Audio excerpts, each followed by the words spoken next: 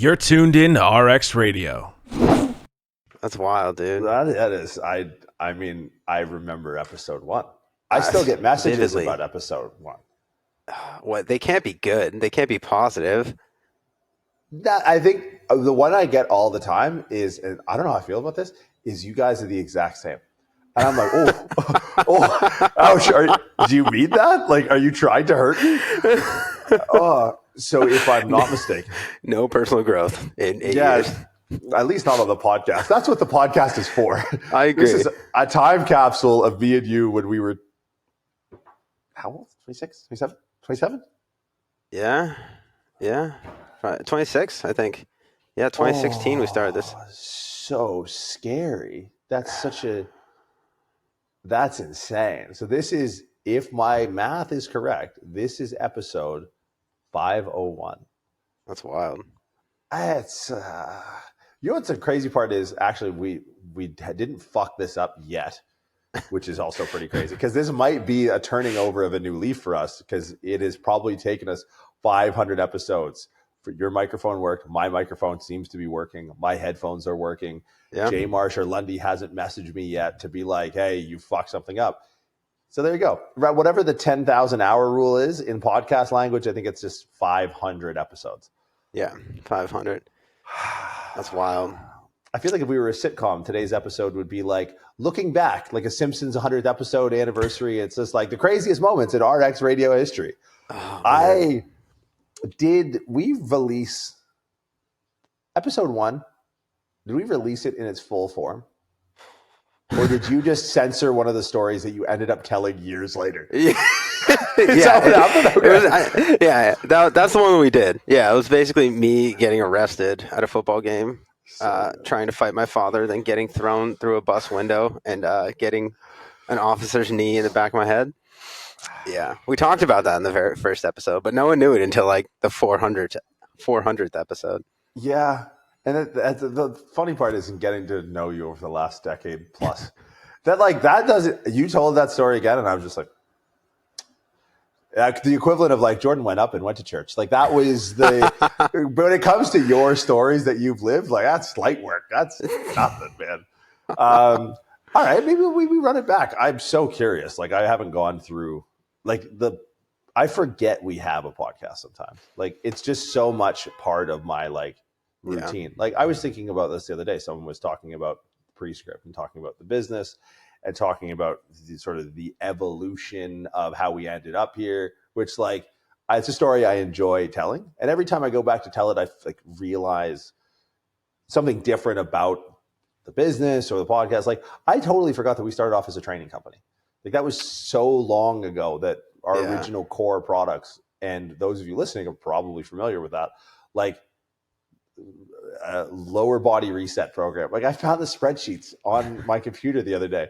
Dude. And the funny thing is I screenshot one and sent to you. I'm like, maybe there hasn't been any growth because we are just as stupid then as we are now. Same shit. I think one of the spreadsheets was called Hip Masters, like the masters. We had a video library full of recorded instructional exercises that were basically scalable interventions for rehabilitation for strength sports and barbell athletes. And I'm going through I forget what I was looking for, but I was going through my Google Sheets and I was deep into the archive. And I started getting into 2016, 2015 days. And I'm like, whoa, and I just see all capital letters owned by Jordan Jiunta, Hip Master - complete motherfucker. And I was just nailed it. That's the back end of the system. Oh, man. This even the title dates itself. So do you remember the title of our first episode? I just pulled it up. Yeah. It's like the longest Tinder ad of all time. First off, Tinder, hilarious. Yeah. Is that still a thing?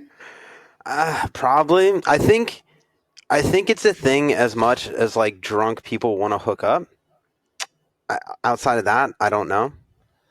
Yeah, I mean that really catalyzed how specific online dating apps, from what I hear, are.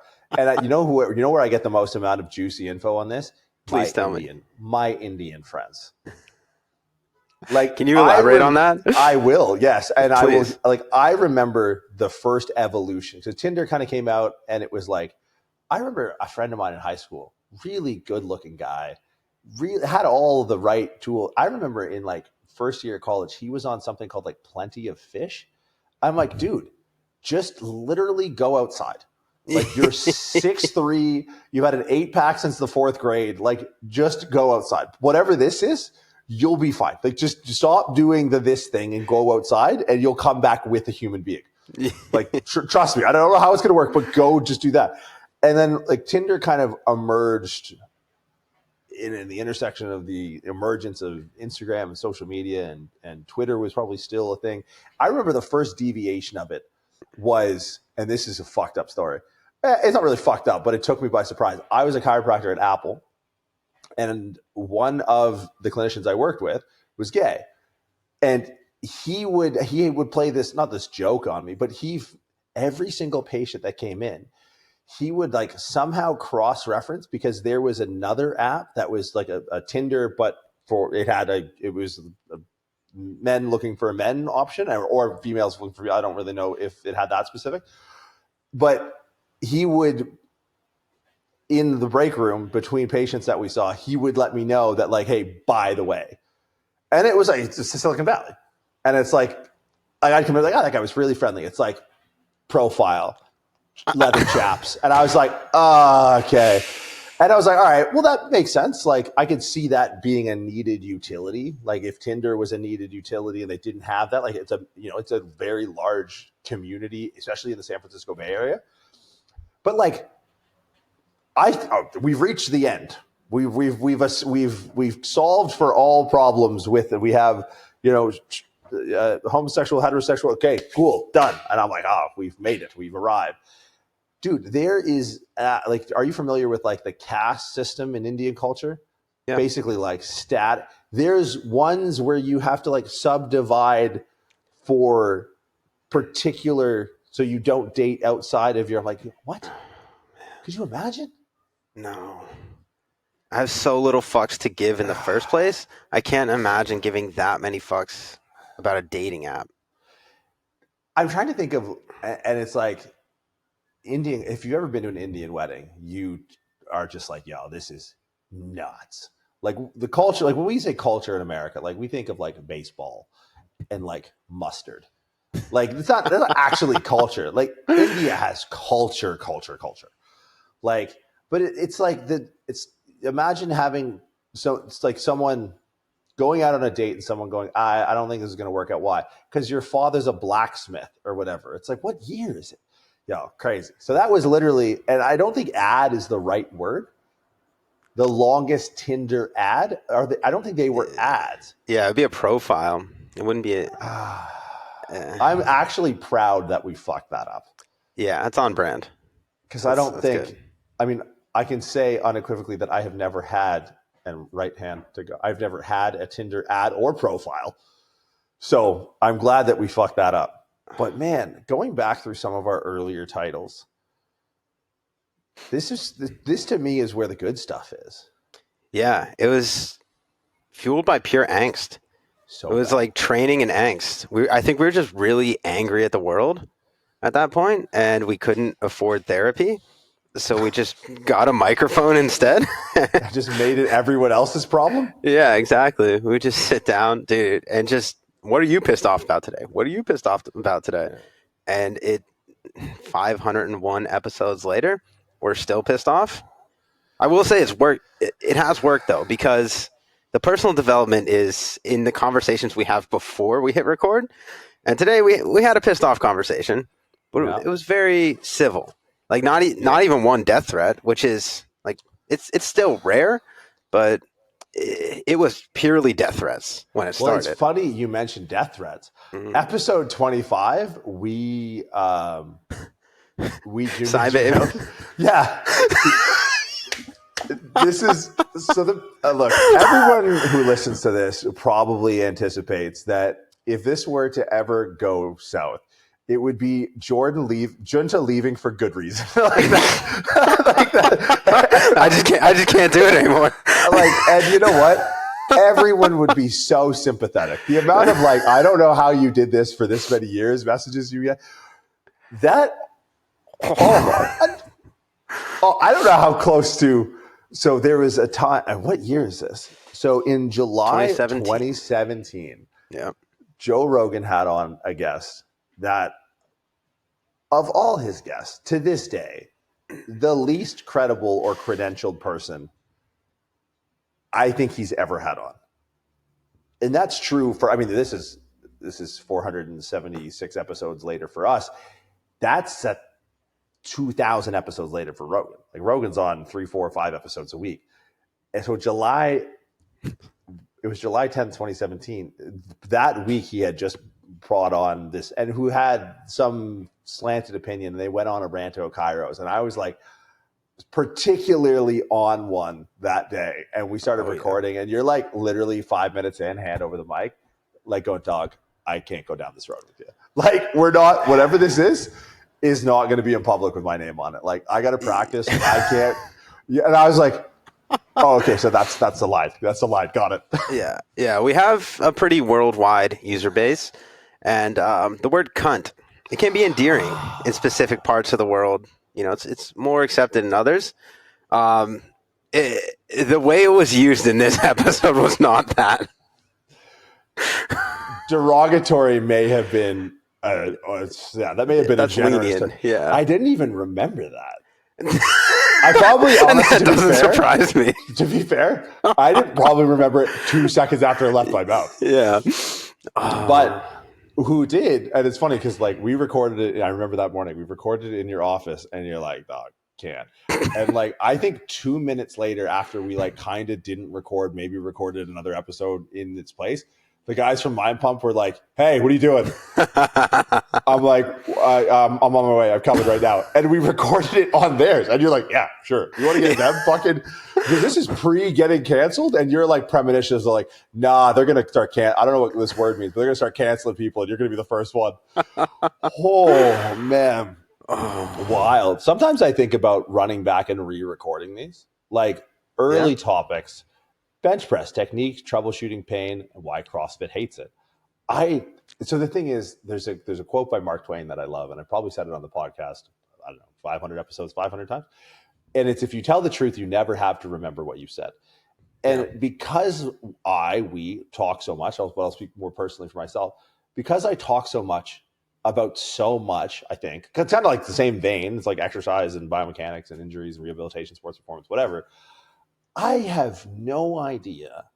Like, it's burn after reading. The second I'm in the teleprompter of my own brain say it, it's gone. Because I'm like too busy about the other things I'm going to have to say later in this podcast, later in this day, into this week and next week and so on. So it's like low bandwidth. Like, I have low compute. And I'm asked to do a lot of things, or I ask myself to do a lot of things. So I'd love to just do an episode and like pick a title one day and go like bench press technique, troubleshooting pain, why CrossFit hates it. And just like do a side-by-side comparison and just be like, do I still feel the same way? Because someone actually asked me a really good question the other day. And it was, what have you changed your mind on? Like when it comes to training. I was like, ooh. And I've been thinking about it ever since, because I didn't really have, like, I've had evolved thought processes, but as far as like 180s in like, and this is where I'm thinking like, maybe the people who DM me and go, you guys are exactly the same, or might be onto something. Because I was just like, I don't know if I've really 180'd on anything in the last 500 episodes. Yeah. I agree with that sentiment. And like literally thinking back to training when I was learning about training in high school, before podcasts, before any of these resources existed, I think I had very ill-defined thoughts and kind of values around training that have just become better informed and maybe even more deeply ingrained because of that information over the course of the last, 22 or so years. But there's things that I've definitely said, because I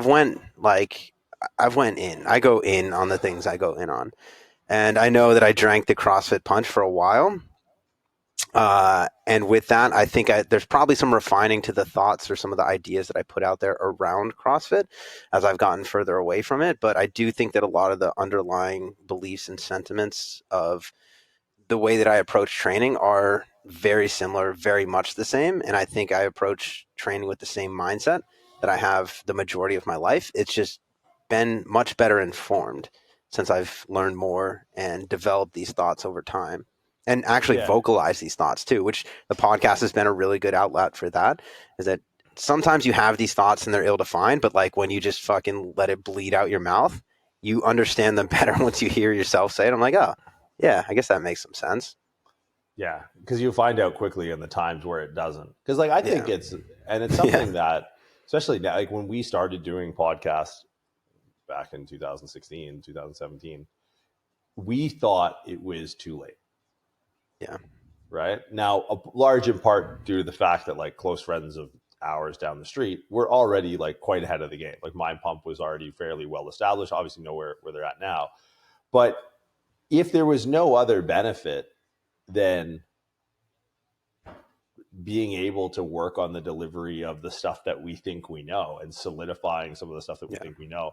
And I think that's where like a lot of people get tied up when it comes to social media with like metrics. And it's so funny because objective, subjective, quantity, quality, these are inescapable principles. Like science and religion, you could literally boil down, you know, every argument to just this, what is your value set based off of, right? So if some people start a podcast, then we were not necessarily, I don't think we were necessarily different than most. Like we started it the same day we kind of shook hands. I don't know what the fuck we did, high five. We're like we're going to start a business, but let's start this podcast first while we figure out the business stuff, because the barrier of entry to just getting a microphone, so we thought, was going to be quite low for those who weren't stupid. Yeah. And so complete idiot. We struggled, as you'd imagine, and as we kind of continue to do.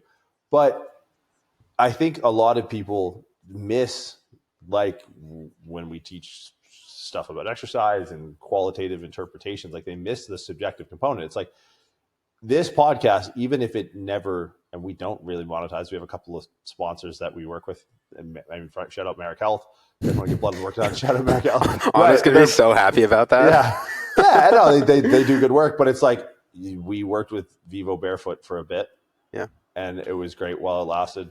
I like their products. That's why we work with them. But like, it's not like this is going to cut to some fucking commercial. And so it's not like, look, we don't make any money off this. Realistically, like, you know, we co-own Prescript with Matt Penny, and that's our business and that's what we do. And we kind of do this, you know, I'm sure it feeds into it. But even if it didn't, still in my mind, I've made so much. I'm just going to say it, like, I think I've made so much money off of this podcast just from when someone asked me a question and you and I have like worked it out in real time, and I have an answer that's not a first draft, right? I have at least a second draft. And over the years, man, like you look through some of these titles and like, I have a polished fucking like laminated cue card in behind my eyes. And I go, oh, this question. Yeah, I know this one.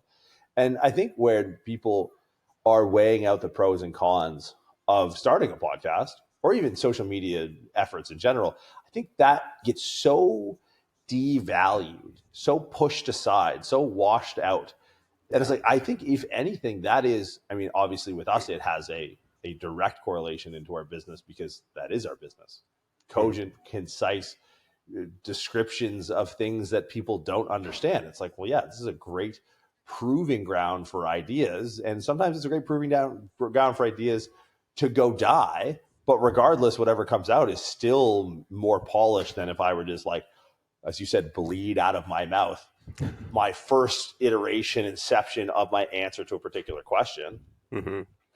Yeah, I absolutely agree with that. And I think social media is an interesting intersection of like podcasting is, of course, long form, and it's you working it out in real time or me working it out in real time and taking an idea that maybe we hadn't ever considered or thought about and just leading someone through that thought process of doing so, of this is how I would approach this.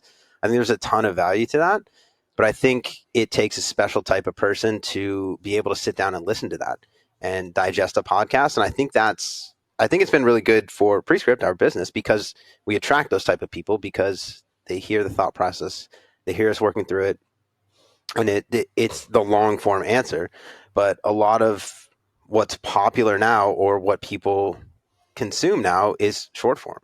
It's, at the extreme of that, it's like Twitter and TikTok. But I think most people are on Instagram as well. And I think something that's been interesting for me, because I've been putting out a lot more Instagram content lately, like with the intention of growing my following, which is like a dumb thing.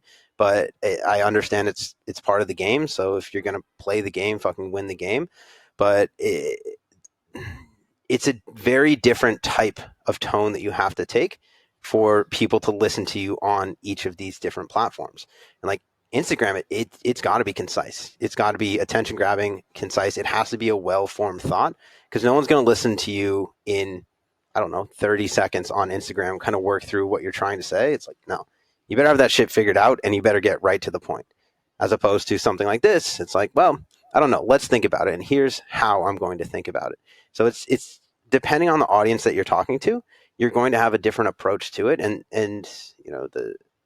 the dumb word, but the accurate word, the content creation kind of needs to take into consideration why people are there, the type of person it's attracting, and the message that you want to be able to convey to them. And I think the message we can convey here, which is very unique to a lot of other platforms, is not necessarily this is the answer, but this is how I think about arriving at the answer. Yeah, just a PSA for those of you listening at home. Today's concise message, if you haven't been following Red, White, and Jiunta, is this is your daily reminder to not be such a little bitch. So, I'm concerned.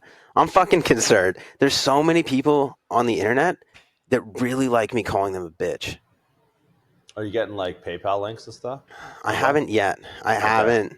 Like, people aren't trying to buy my socks or any of that shit. But like, people like this too much, and I'm like, if you're one of those people, just know I'm concerned for you. Like, it's, you know what? You could take this to a very real place. Like, you can take voyeurism to a very well. If you actually think about the interaction of looking through your phone and like the level of disengagement from that person, and you think about other activities that people are into where they go, I'm going to sit in that chair over there. Like, it's without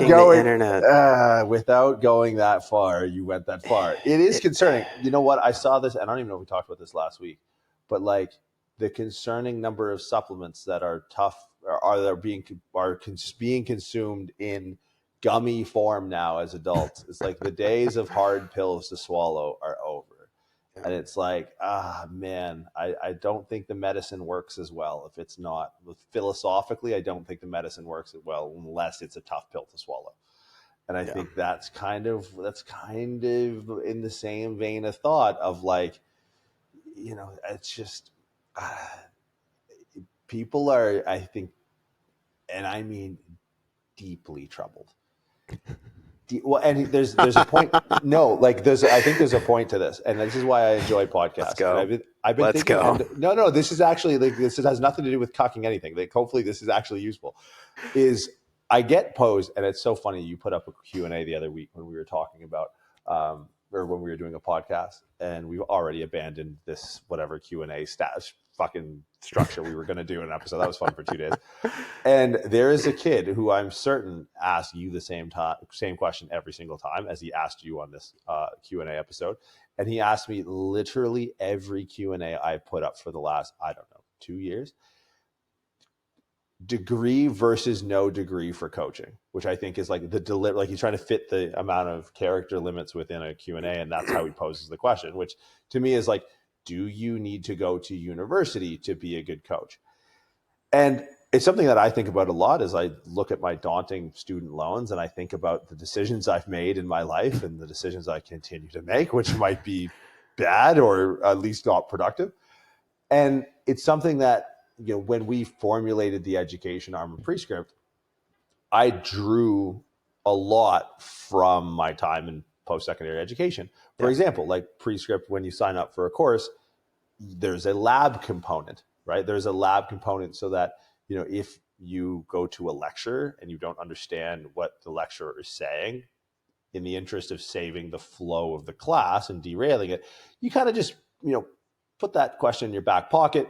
You go to a lab section later in the week. I loved lab sections. Mind you, I started my undergraduate academic career in history and political science. So like much to be interpreted, right? It wasn't just like kind of memorize the Krebs cycle once you're at oxidative phosphorylation, like you're kind of Gucci. Like it wasn't that. It was like, well, Copernicus, and you're just like, oh, Jesus fucking Christ, man. Like I need to sit down and talk to someone. So I would go, and they were like usually like 12, 13 people in a lab, and we'd go to like kind of a dusty, like kind of classroom looking high school thing. And you just kind of sit there, and someone would be sitting on the desk, and someone would be like writing on the chalkboard, and someone would like come in 5 minutes like, oh, what's up, man?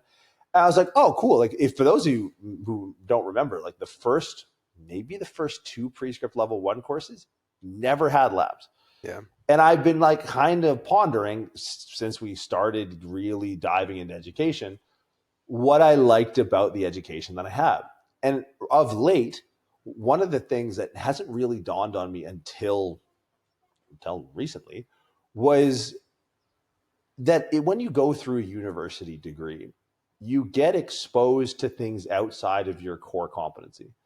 It's pretty much like your first year, regardless of what you take, you're going to have to take some humanities. You're going to have to take an art, or you're going to have to take a science, or you're going to have to take a biology or whatever.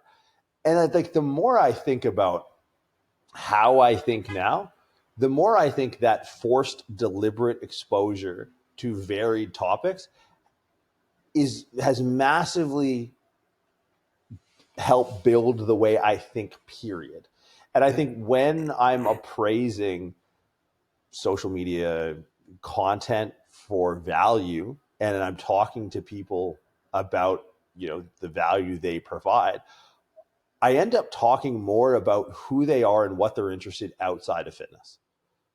And it's like, that's where I think like the stovepipe of social media driven, decentralized education, I think that's really what people miss. And it's so easy and frankly lazy to look back and be like, well, the education system was made back in the Industrial Revolution to make good factory workers. And that's why you go to class when the bell rings, because your great grandparents went to work on the factory when the bell rang. And it's like, idiot. Like, do you think that is the only utility? Do you think that this system is useless? First off, have you been to a place that doesn't have an organized and structured education system? Do you know how entitled you are to say that there is something wrong with ours? Have you gone to countries who don't have that, whose schools get bombed or shelled or like shot up like on a regular basis by warring tribes? Like, let's put our swords away when we look at dismantling the Western education system. But let's actually, when we do that, what are the things that are beneficial? And I think there is, go figure, a lot to learn from how we conventionally learn. And I think one of the things that I see, and fitness, I think, is a particular bad perpetrator of this, is just like, look, I act as if the only thing I'm interested in is fitness. It's my job. Right? Someone asked me the other day a question. It was Muscle Bill on a podcast. Muscle Bill started off and he goes, "Hey man, like appreciate your time, like you're a fucking legend." And he's like, the first question he asked me was, "Who are you?" And I told him, and I told him all the things I do, because that's all anyone is. Sorry, man, you are what you do. You are what you do. And for me, that's especially true because all I do is work. But work has so many different capacities, so many different offshoots, right? Like this is work. I'm teaching a webinar later. That'll be work. It'd be completely different. I'm going to sit there with an iPad and a slideshow that I made and talk different. Topics will be way different. But that ability to be plastic, to move in and out, that came from me sitting in a university lecture hall and going, I remember doing a comparative politics. So I took a course called comparative politics in my second year. And it was an elective that I had to take, or an elective that I chose to take, but I had to take that like an elective. And I ended up writing a 56-page paper comparing the differences politically, historically, between Israel and Turkey. And I was like, at the time, I was like, oh, fuck, this is a ball ache. Like, I'm going on Wikipedia. I really hope they don't have that plagiarism software that works really well back then. Like, now I would have just ChatGPT. But it's like forcing you to do something, and you'll gain something from that. And I think when people just go into like fitness content and fitness, they feel like they have to be the best fitness person. It's like, idiots, that doesn't exist, right? Can you be a person first that has interests outside of like bicep curls and protein? And it's something where it's like, that's what I like about the podcast. And I really encourage people now more than ever to start a podcast, not for the underlying monetary reasons, but for the underlying is like, hey, figure out who you are in real time and get to just talk to your friend all the time. Like, we have to talk to each other. I mean, we talk to each other all the time outside of this, but like, we have it. I think one of the underriding reasons for whatever success we've had is the structure that this gives us, that like, hey, look, you know me better than anyone else. Why? Because I've talked to you more than anyone else. I've just done it for 500 hours on the internet and everyone could listen to it. Right. Yeah. That's way more than 500 hours. Shit. But I absolutely agree with that. And I think a big part of that is especially lost nowadays is the ability to actually sit down and have a conversation. Everyone's so distracted all the fucking time that a conversation might be like a string of text messages over the course of a couple of hours. But actually being able to sit down with someone, look them in the eyes and talk to them. And, you know, I think the best conversations are when two people have opposing viewpoints, which is exactly how this started. We kind of pinned ourselves against each other. We're like, hey, this is what I think. This is what I think. We don't have to agree on this, but let's talk through it and let's see if we can find some commonality here, or maybe we just can.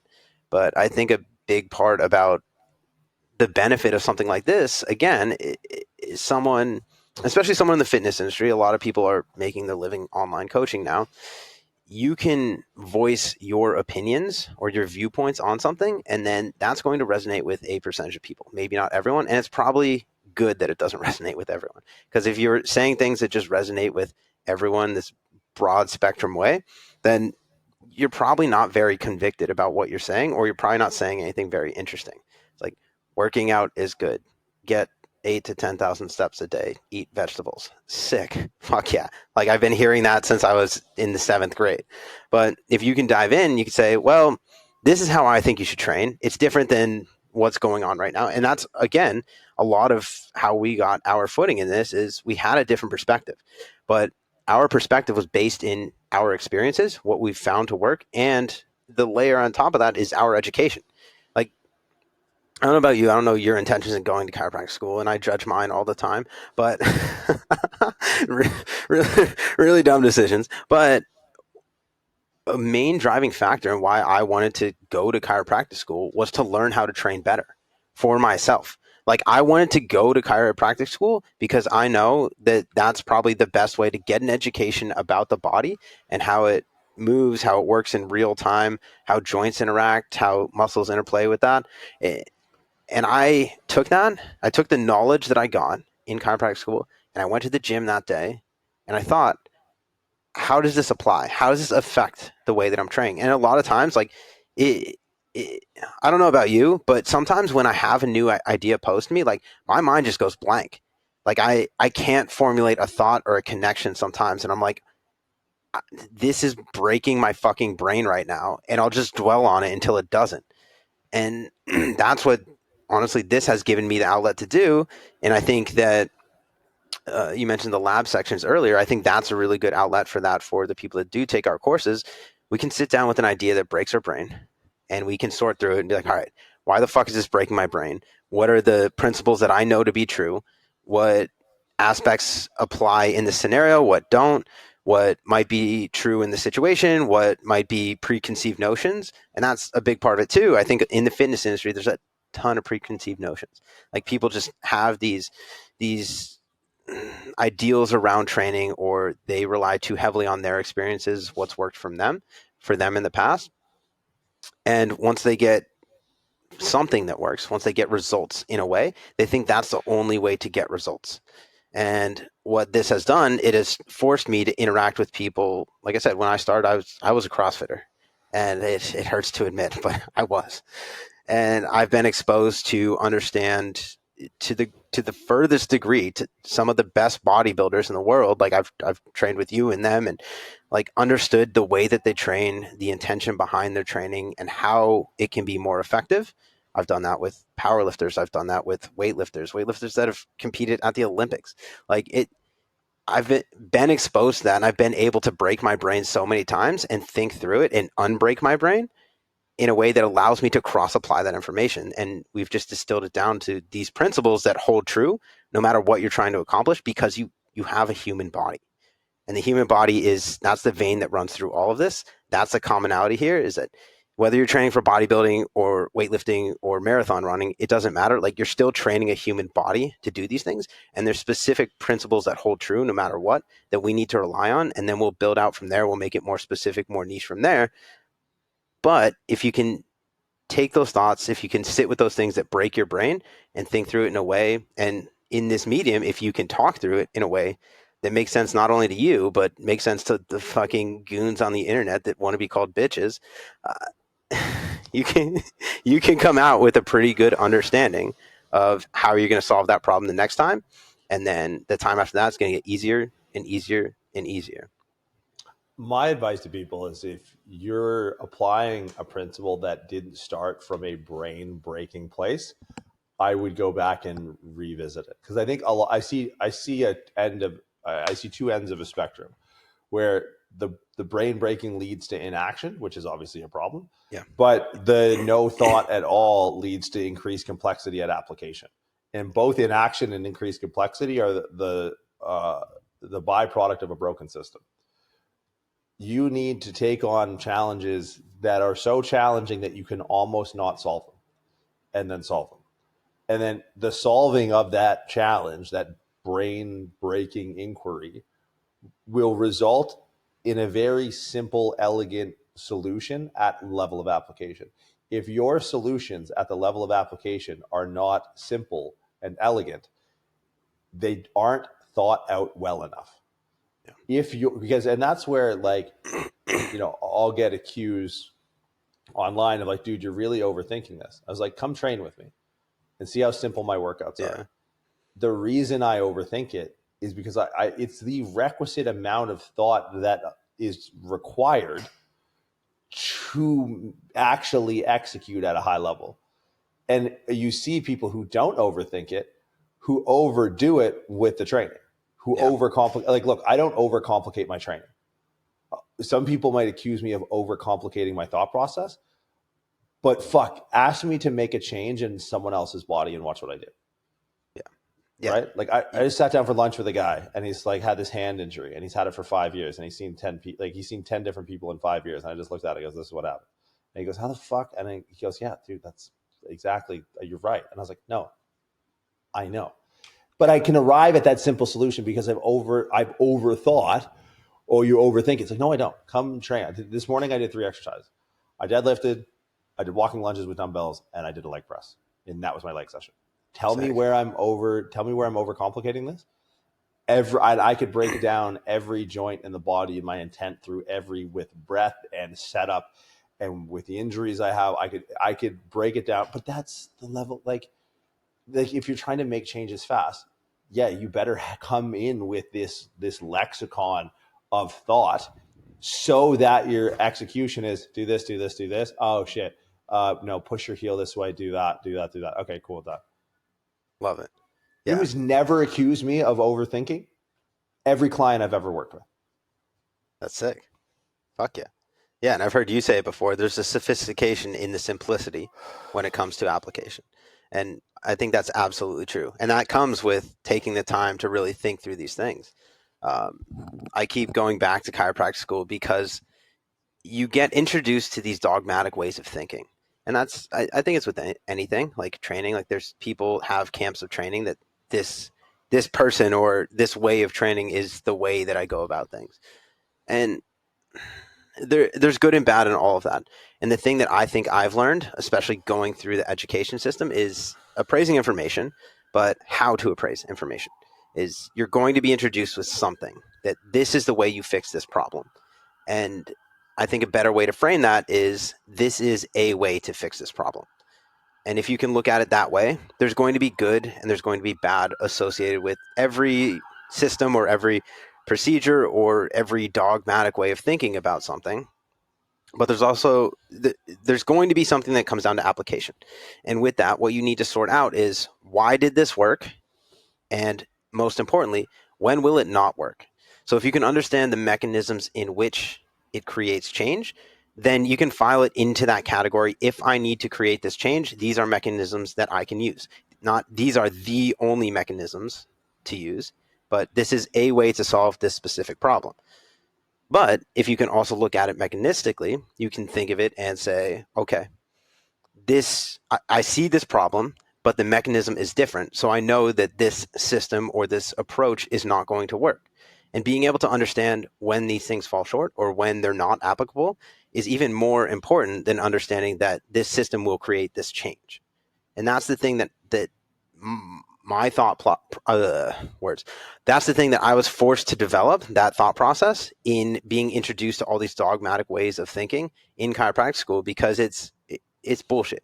If someone tells you this is the, like, adjust C2 on the right every single time, like, what? You're on fucking drugs, and like not the fun kind. So being able to understand, like, okay, why did that work in this situation? When will that not work? Then that just gives you something else that you can add to your arsenal. It's not that, I'm a Gonstead practitioner, or I use the juggernaut method, or whatever it is. Insert bullshit dogmatic way of thinking here, but you can pull from those things. And the way that I train, also, like you, it's very simple. It's painfully simplistic, because I use the things that I've found to be most effective to solve those problems. And sometimes it needs to be a little bit more intricate. The more involved the problems are, or the processes, when there's like injury rehab or training through some sort of injury or structural deficit, you're going to have to be a bit more involved. There's going to have to be a deeper level of thought.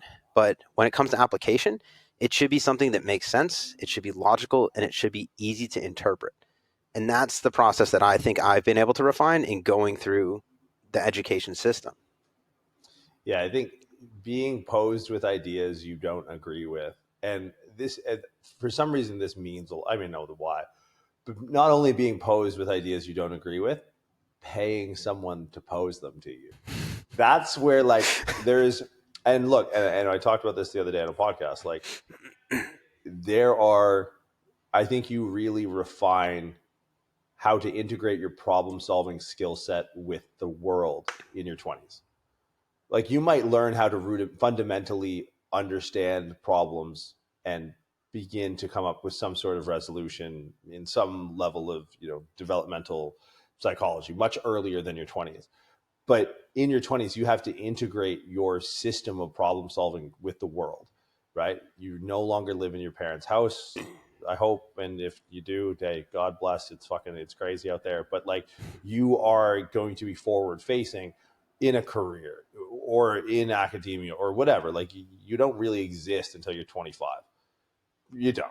Like, so the number of times I so consistently hear people either reach out to me after hearing about, like, my rock bottom of, like, living in my car at 25 and go, oh, that's so crazy. Like, man, I was 25. I did a podcast, the Bar Is Always Empty podcast, with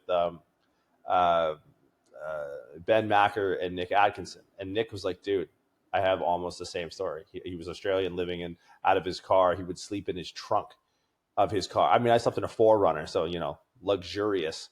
But it's like, you need to learn how to integrate your problem solving process in your 20s. There are endless opportunities for you to do that, right? Like Killian Hamilton, he's worked with us for years. We know that how he integrates his problem solving abilities into the world, where he learned that was through the trades.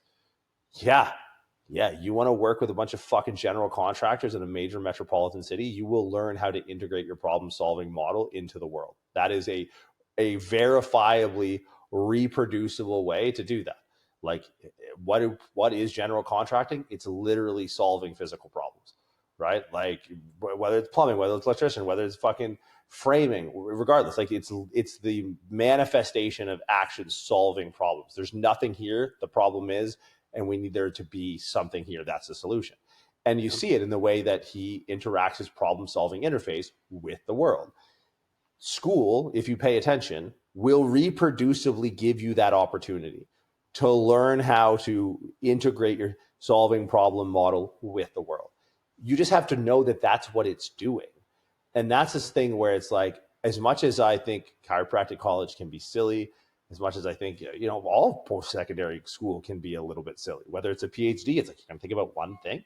And I get like you're adding to the corpus of that one thing story over time, and there's something endearing about that. But you need to understand the philosophical curriculum that school offers you.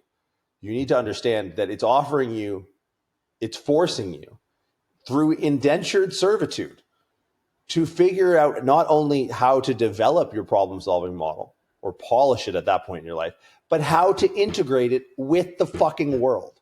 And that's where people, and I relish it. That's why this guy asked me the question he mustn't listen to the podcast. Next time he asks me, I'm going to be like, listen to episode 501.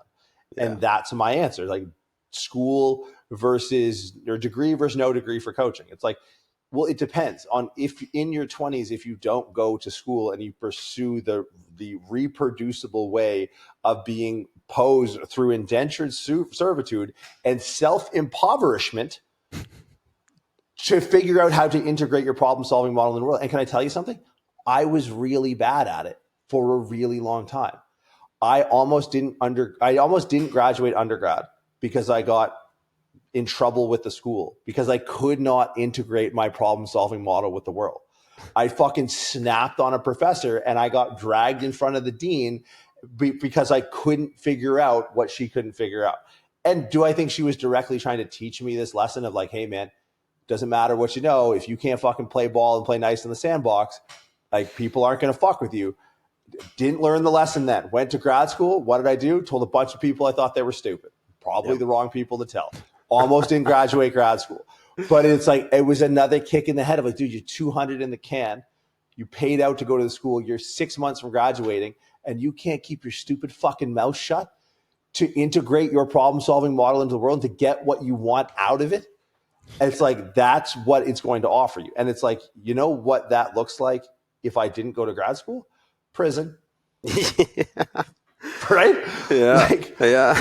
Like I got pulled over the other day and I brought this up in and I feel a little bit bad about it, but it's like, I got pulled over the other day and the guy gave me a ticket for not wearing my glasses. We talked about this on the podcast. Yeah. Me that doesn't go to grad school, me that doesn't go to undergrad, that doesn't get that slap on the wrist from like an academic advisor or a dean that says, hey man, I literally, one of my mentors was like, dude, you're going to struggle in your life if this is how, in this case, dude, I'm going to tell you, you were right.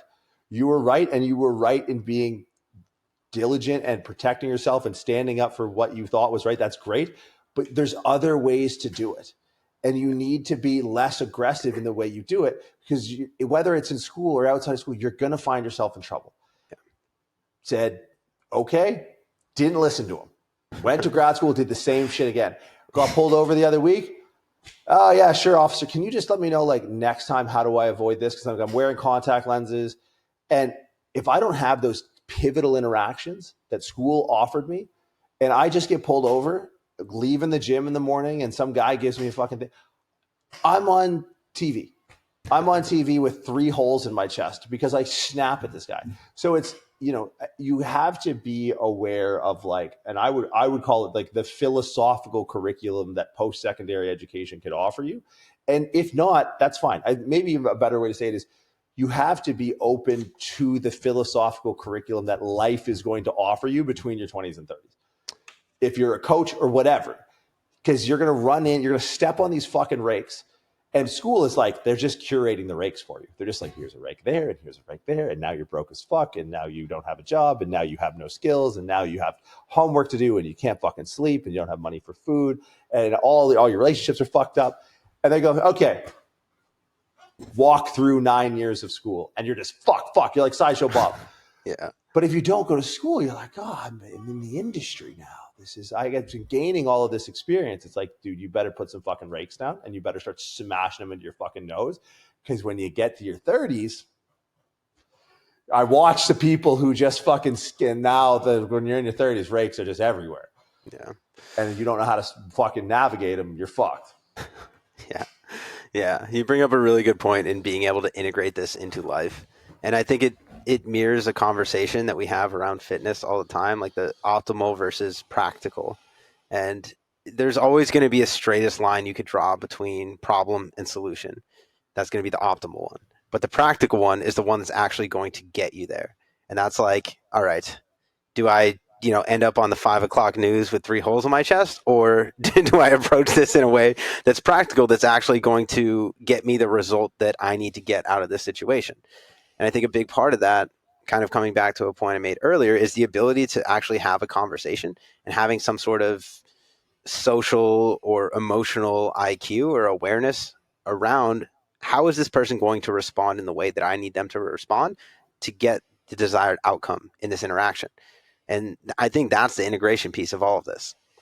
It's that if you understand the person that you're talking to and the things that are going to make a rational human in this situation respond, then you can shift the scenario or the situation in a way that's more favorable to you or to the problem you're trying to solve. Versus if you're just very reactive and you're like, okay, the problem is I'm not wearing glasses. Motherfucker, I have my contacts in. Like, that he may not respond the way you want to in that situation, but by asking a question and saying, hey, like, how can we prevent this in the future? I have my contacts in, like, I really would like to avoid this from happening again. It shows a level of compassion there, and it shows that, okay, I want to solve this problem, not necessarily like, motherfucker, I'm going to solve this problem one way or another. But yeah, I agree with you. There's so many people that, they don't have the experiences that allow them to understand how they can get the results that they need to get out of a situation, just because they've never had to think outside of the way of, okay, this is the solution. Why isn't it this? Why isn't the thing that should be working? And if there's one thing I've learned in my 33 years on this earth, people fucking suck. And what you think is an ideal outcome might not be the same thing that the person you're having to interact with in this situation thinks is an ideal outcome.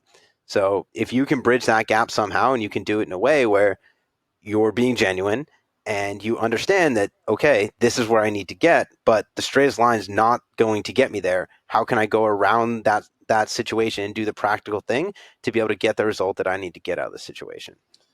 Yeah, because to kind of like build off your point, I think the conversation you have to be really good at having is the conversation inside your own head, which is actually what thinking is.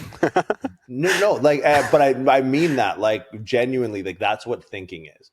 Yeah. It's you deliberating with yourself, right? Like, there are parts of you, and this is where talking out loud, like talking and thinking are the same thing, because yes, I'm talking to you, but I'm also talking to me. Like, thoughts are just arriving out of my mouth as I say them.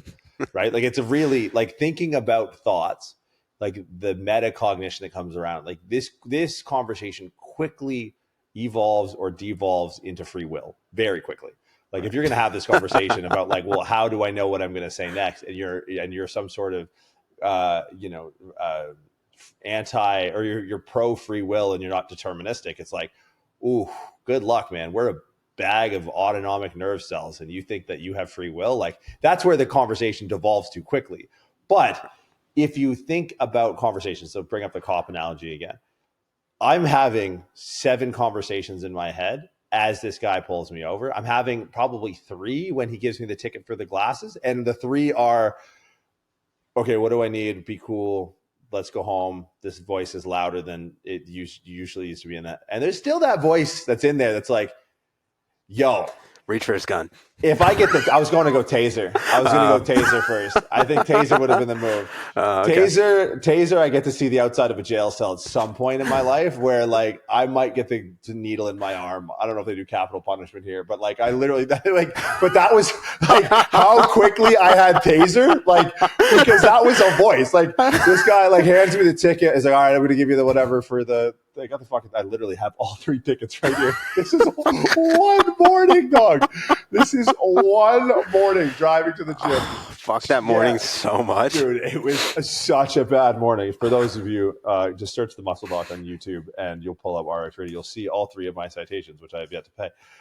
But like the reason I said, oh, you said reach for his gun, I said taser, because that was a conversation I had in my head. Like when he came back to my window, I was like, kind of just, I literally like did this.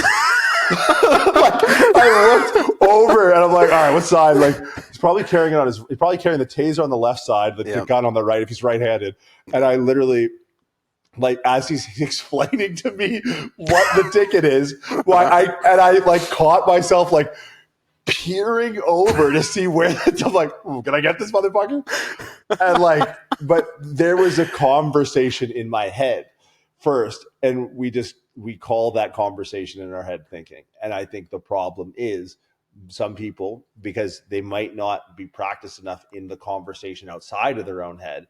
That's how I think for me, that's how I learned to think better, was I just started talking for a living. And this podcast is a big part of that. And it's like, dialogue, whether it's external or internal, like you're always having a sensory feedback. You're always having an appraisal process, whether it's like, is my idea right?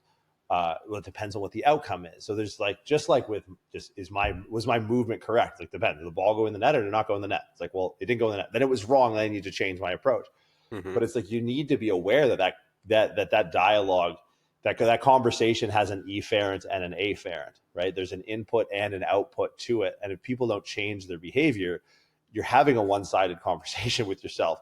And then you're getting mad when you don't get the desired outcome. It's like, no, you need to engage in this process. Like you need to have, like, for as much as I talk, I spend equal amount of time, if not more time, believe it or not, either doing things or completely silent.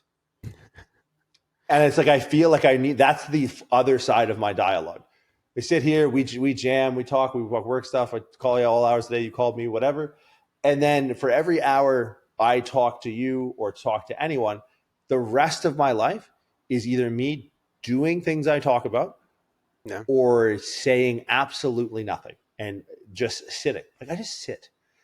Like there's a scene in Seinfeld where David Puddy sits on a flight back from Milan and just stares at the back of the plane seat. And Elaine's like, do you want a book? And he's like, no. And he's kind of like a bro and he's kind of dumb. And he's, you don't like a crossword puzzle? No, I'm good.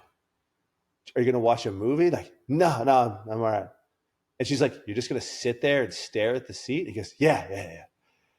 That. He's like, yeah, that is like, you have to have it because that is the other side of the conversation. Mm-hmm. You can sit there and be like, oh, motherfucker, stupid cop, blah, blah, blah, blah. I Instacarted because the reason I got pulled over, I didn't have my license plate on because it was off from Miami. So I Instacarted the fucking thing to put. I was like, all right, I'll get it delivered to my door. I'll go down. This morning, I put my license plate on. A cop drove by me, didn't pull me over. I was like, okay, action, change, stimulus, response, adaptation. We're good. But it's like, fuck, dude. Like, I don't know what this podcast is. Is the podcast about starting podcasts for yourself if you don't have a shrink? Yeah, I think a podcast is just about thinking. I think that's what it comes down to. Thinking and acting in accordance. Are you still a journal guy? I remember Absolutely. Years ago. That is so, you are the most interesting person I know. I love you, man. I love you too. But it's what I like about it is I was thinking about this earlier today. Like, I gain most of my philosophical lessons from people who don't talk about philosophy, who just like do stuff. And I go, oh, really? You do that? Oh, interesting. You know why it's interesting? Because you don't ever talk about it. Yeah. You know what's not interesting? People who talk about it. Yeah, dude. I feel that. Well, yeah. I mean, I'll talk about it briefly, but I think it aligns with everything we said in this podcast. And the newest iOS update has a journaling app. And what I do... Is that what that is? Is that how that got there? That's how that got there. So what I do every single morning when I walk my dog, I put my AirPods in, I pull up the journal app, and I talk to it. I just talk. It's usually anywhere from 7 to 15 minutes, maybe more than that. There's a lot on my mind. But I'll just it's a process of self-reflecting to me where I can interpret what's going on in my life and have these sort of responses. So, and I use the word response specifically because that's something I've actually learned through therapy is like reacting and responding are two different things. Reaction is action in absence of thought, right? It's like a reflex. It's what you're going to do. Like if someone throws a punch at me, I'm going to throw a punch back. I'm reacting in that situation, right? Maybe from there, I'm going to respond. I'm going to create some distance. I'm going to make my way back. I'm going to think about how I'm going to double leg take down them and fucking break their sternum with my forehead. But in a less dumb way to say it, like it gives me time to respond to the things that are going on in my life, that I could process them and I can talk through them and I can think about them with myself, because there's some shit that like, I don't know, I just don't want to talk about. Like I don't want to someone else to be involved in this conversation, and it just gives me the time to do it. So yeah, whether it's writing, whether it's talking, it aligns with everything we've said in this podcast. I think it's something that's really important, just to think through the things that are going on in your life so you can have a more appropriate response when it comes time for action. Yeah, I guess I kind of have a journaling app, and it's just I have you pinned to the top of my text messages. Like it's a giant it is shit. that. Yeah, it's that's my journaling app, because I'm like, you know what? If you're so good to talk to for yourself, I'm like, then he's good enough for me to talk to for myself. I got you, brother. It's so funny. I was going through, like, whenever I don't have Wi-Fi on the plane and I'm like just trying to like feel productive or maybe feel busy, I'll go through and like, I don't know, you just accumulate apps. Like, oh, I need to book a table at this restaurant. This restaurant has its own app. I have to download this app. Like, fuck, just get out of here. Yeah. And I saw that the other day and I like clicked it and I was like, what? I don't remember downloading this. I didn't delete it, but that's super interesting, because I remember years ago, like it was something we may have actually discussed on an early podcast. Probably. And you're like, yeah, I journal in the morning, and I was like, huh. That's no. The thing is, and I'll tell you, we've come so far. That's a reaction. That's not a response. So far, we have not come far at all. Oh, I can't wait for tomorrow's entry. Yesterday, I fucked up. No, but it's like, there are people who outwardly profit off of them talking about their beliefs and philosophy and fucking burning incense and I don't know, putting their toes in the grass and putting coffee up their asshole. Like, and what I find really offsetting about that is there are like that journaling thing. Now I keep notebooks and it's mostly work stuff, and I sit in silence and I have my own way of doing it. But the thing that bothers me about, because I think common practices around, to use an ism of the day, self-care, whatever that is, whatever that means to you. Sometimes it's people, most of the times it seems like people just going to bakeries and ordering croissants and taking a picture of latte art and putting it on the internet. I'm so clearly talking about something I saw today, but like, obviously. So someone's going to jump in front of the bullet and be like, yo, this guy is on my stories. But it's like, what puts me off? What put me off from it? Like, before I started seeing a shrink, one of my friends just casually brought it up in a conversation. And this is a person with a massive Instagram following, a notable public figure in our space, someone that looked up to, worked with, and I had no idea.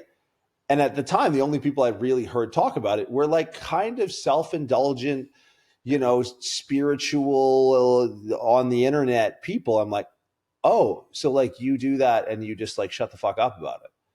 And then I remember one of our early episodes is about mushrooms and acid. Oh boy, have we changed our stance on that? Yeah, it really came full circle. That's the 180.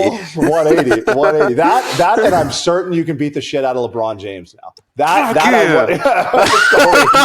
been haunting me for years. Yeah, I think part of it was because like it may have been you. We got into like somewhat of an altercation once, and I think after that day I pooped a little, and I was just like, I don't know. Like, and I see Braun go down, like he'll get slapped. Like, yeah, no. So you definitely got Braun. But fuck yeah, I appreciate that. I needed that. I really needed that. That's what we're here for. I used to think like, oh, there's something about the activity of like taking mushrooms that's going to like make me turn into like, it's going to become my identity. And like, I don't know, maybe at the time I thought that, if I was having that thought, maybe it was actually true.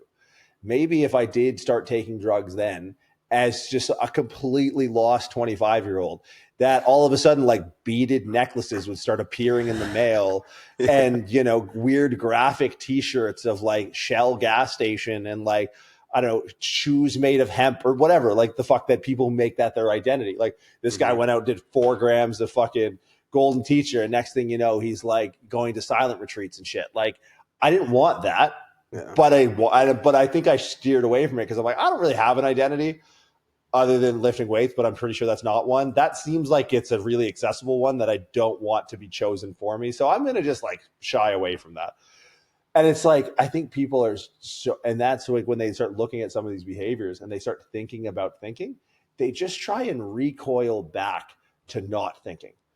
And that's what that allows you. Like when you cling to some of these behaviors and it becomes your identity, like spirituality is not your identity. It's no one's identity. It's not an identity. And if it is, it's not spirituality, right? Like it's not something that's necessarily meant to be discussed and posted about and like have little apps on your phone. Like that to me is such a hilarious proposition. I have a spirituality app on my phone. Ah, man, I don't think you're getting it, man. I don't think you're getting it. And it's just like, you know, so people who like, and I think to kind of maybe put a point on it is people who think they're licensing the ability for someone to adopt those practices by openly talking about them all the time and that becoming their identity and thinking they're helpful is actually counterproductive. The only thing that's productive too is the self-adulation and self-aggrandizing that they feel from putting that out there because that is now their identity. Mm-hmm. Yeah, I agree with it. Man, I don't know how we got here, but dude, you know, are you talking about this episode or the fact that it's episode 501? All of it. I'm talking about all of it.